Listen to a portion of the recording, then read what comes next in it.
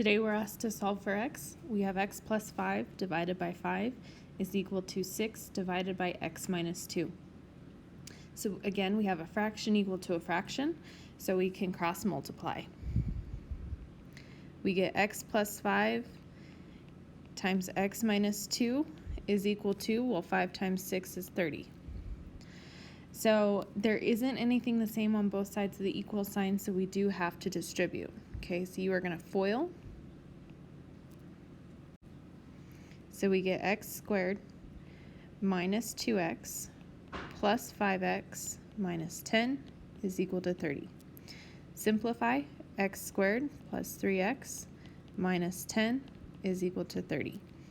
Now we need to factor. So we need to get this equal to 0. So I'm going to subtract 30. X squared plus 3x minus 40 is equal to 0.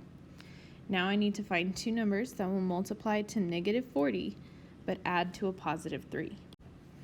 So let's look at 8 and 5. One of them has to be negative, but it has to add to a positive 3.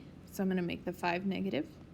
So I will get x plus 8 and then x minus 5. Set each factor equal to 0 and then solve for x. So we get x is equal to negative 8 and x is equal to positive 5. Now you want to check your answer. Look in your original equation at your denominators with the x values in them. So right now we only have x minus 2.